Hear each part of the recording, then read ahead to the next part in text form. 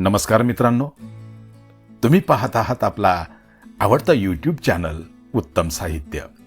मित्रांनो, आजपासून आपण एक सुंदर अशी कादंबरीची सिरीज पाहणार आहोत. त्या कादंबरीचं नाव आहे अनोखी सफर आणि ही कादंबरी लिहिलेली आहे लेखक उत्तम सदाकाळ यांनी. आज आपण अनोखी सफर या कादंबरीचा पहिला भाग पाहणार आहोत. चला तर मग सुरू करूया अनोखी सफर.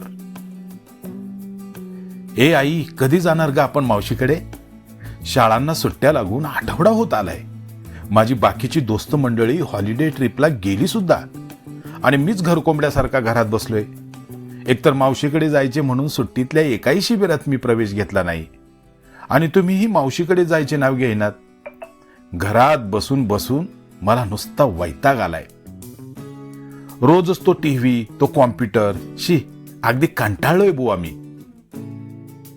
अरे मान्या, जाऊ रे आपण मावशीकडे. मी एकदा तुला म्हटले ना तिकडे जायचंय म्हणून, मग त्यात बदल नाही.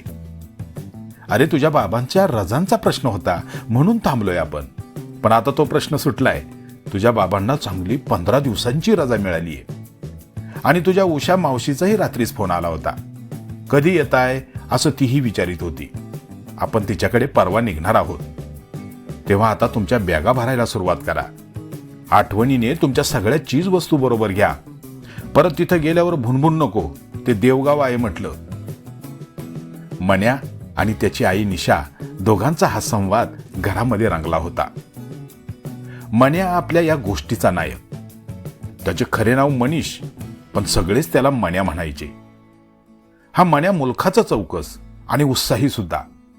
एखादी गोष्ट करायची ठरवली की करणारच. सध्या त्याच्या डोक्यात स्कुबा डायव्हिंगचे खोळ घुसले होते. डिस्कव्हरी चॅनेल बघून त्याला समुद्रातील अनोख्या दुनियेची ओळख करून घेण्याची उर्मी निर्माण झाली होती.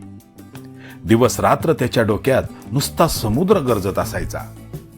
पुण्यासारख्या शहरात राहून समुद्राची अनुभूती कशी येणार म्हणून तो त्याच्या मावशीच्या घरी जाण्याची चातकासारखी वाट बघत होता. कारण त्याची उषा मावशी कोकणात राहत होती. उषा मावशीचे गाव देवगाव, समुद्राच्या काठी वसलेले. देवगाव मन्याने अद्याप पाहिले नव्हते, पण मावशीच्या घरापासून अगदी हाकेच्या अंतरावर समुद्र आहे हे समजल्यापासून तो तिकडे जायला उतावीळ बनला होता. आईने बॅगा भरायला सांगताच मन्या त्याच्या रूममध्ये तुरुतुरु पळाला. कधी एकदा तिकडे जातोय आणि समुद्रात डुंबतोय असं त्याला झालं होतं. तो शीळ वाजवतच आत आला. आतमध्ये मन्याची छोटी बहीण नम्रता टीव्हीवर कार्टून बघत बसली होती. मन्याच्या आगमनाकडे तिचे लक्ष नव्हते. मन्याने तिची तंद्रीभंग केली. नमे, टीव्ही काय बघत बसलीस? तुला मावशीकडे यायचे नाही का? उठ, तो टीव्ही आधी बंद कर आणि तुझी बॅग भरायला सुरुवात कर. मन्याने उभ्या उभ्या आदेश सोडला. मन्याचे बोलणे ऐकून त्याच्याकडे विस्मयाने बघत नमी उर्फ नम्रता म्हणाली, काय बोलतोस दादा? मावशीकडे जायचे? कधी? आत्ता? ए वेडाबाई, आत्ता नाही काही, परवा जायचंय, परवा. मग ठीक आहे, पण त्याच्यासाठी आत्ताच कशाला बॅग भरायची? हे बघ, ते तुझं तू ठरव. मी आत्ताच भरणार आहे बॅग. मला तिथल्या समुद्रात डुंबायचंय, आत असणारे जलचर बघायचेत आणि त्याच्यासाठी लागणारं साहित्य मी अगोदरच जमा केलंय. ते तपासून मी बॅगेत भरून ठेवतो. ऐनवेळी काही राहायला नको. दादुटल्या, तुला देवगाव म्हणजे काय बालीबेट वाटले काय? खुशाल म्हणतोस मी हे घेतलंय आणि मी ते घेतलंय. अरे देवगाव साधं सुद्धा गाव. तिथली माणसं साधी बोळी. त्यांना काय ठाऊक आहे तुझं स्कुबा डायव्हिंग? आणि स्कुबा डायव्हिंग एवढं सोपं वाटलं होय तुला की तू एकट्याने ते करावे? नमीने मन्याला खडे बोल सुनावले. अगं वेडाबाई, मी देवगावला स्कुबा डायव्हिंग करायला नाही चाललो. मी तिथल्या समुद्रातील जलचरांची ओळख करून घेण्याबद्दल तुला सांगत होतो. मन्याने नमीला समजावले. अच्छा, म्हणजे तू जलचरांचे निरीक्षण करणार तर?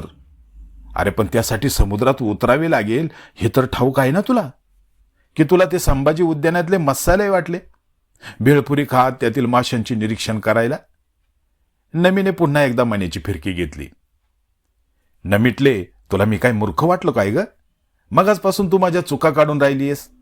समुद्राचे अंतरंग बघायचे म्हणजे समुद्रात उतरावेच लागेल हे एखादे लहान मूल सुद्धा सांगेल ना. मग तू कसा उतरणार समुद्रात? तुला कुठं पोहता येते? नमीने मण्याची उणीव दाखवली तसा मन्या जरासा खट्टू झाला.